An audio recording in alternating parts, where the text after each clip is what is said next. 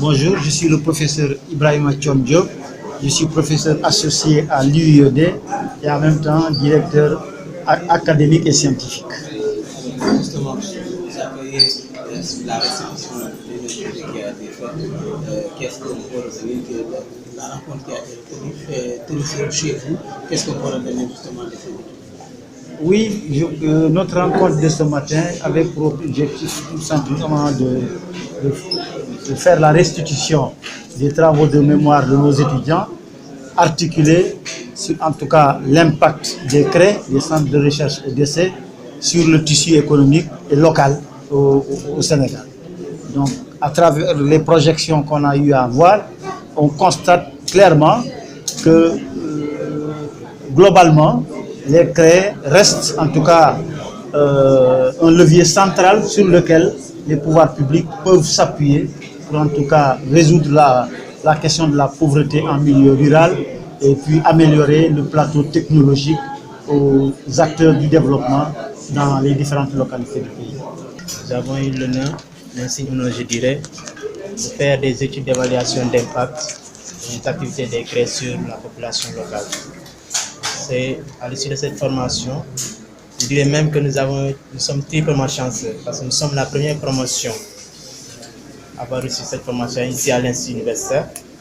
La première promotion, M. Diop pourrait me démentir, qui a fait une étude d'évaluation d'impact sur les CREI. Je pense que l'évaluation n'a jamais été faite au niveau des CREI, si je me trompe.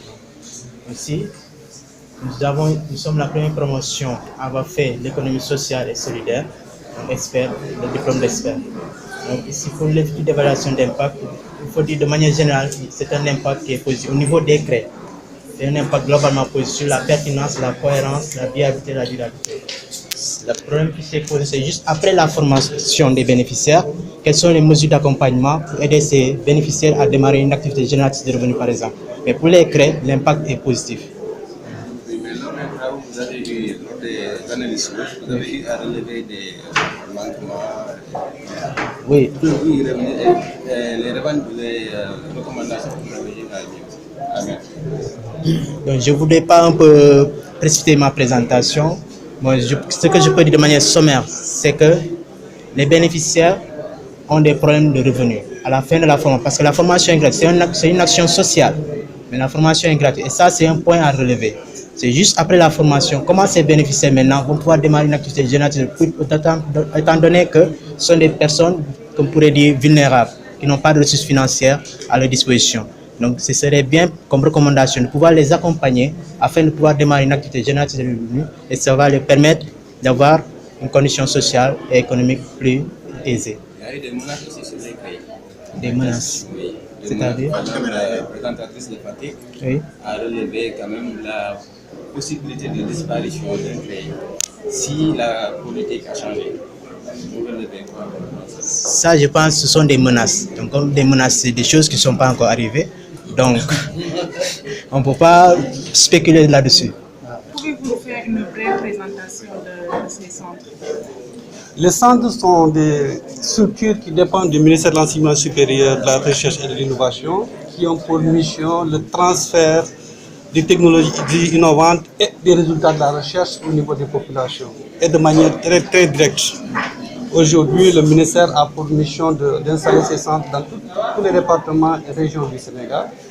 Au nombre de 23, nous comptons ouvrir encore davantage 7 autres d'ici fin 2017. C'est quoi en fait leur mission, ces centres? Leur mission, comme je l'ai dit tantôt, c'est le transfert des résultats de la recherche et des technologies innovantes au niveau des populations. Après avoir suivi ces étudiants avec leur présentation, qu'est-ce que vous allez faire en tant que représentant de l'INSEE? Donc, d'abord, après les présentations, nous avons un sentiment de satisfaction parce que on s'est fait évaluer par des professionnels qui nous ont délivré un travail scientifique.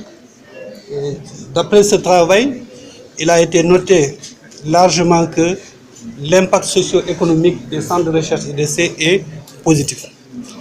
Alors, il ne manque pas, comme on l'a dit, il ne manque pas de petits problèmes.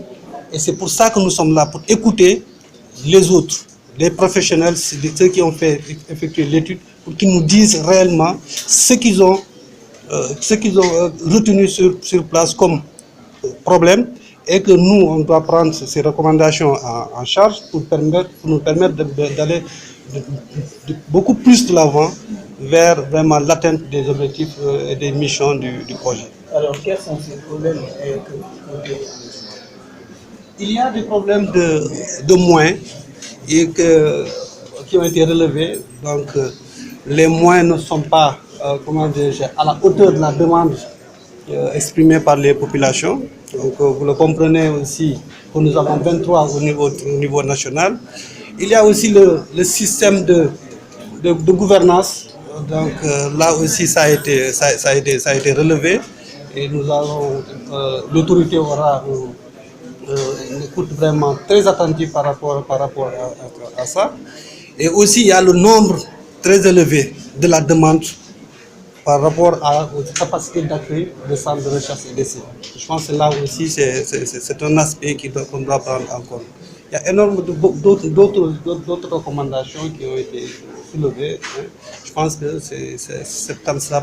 Le ministre de l'Enseignement supérieur prendra toutes les dispositions nécessaires pour vraiment améliorer les conditions de travail du secteur. Ma dernière question, quel est l'objectif des représentants des étudiants?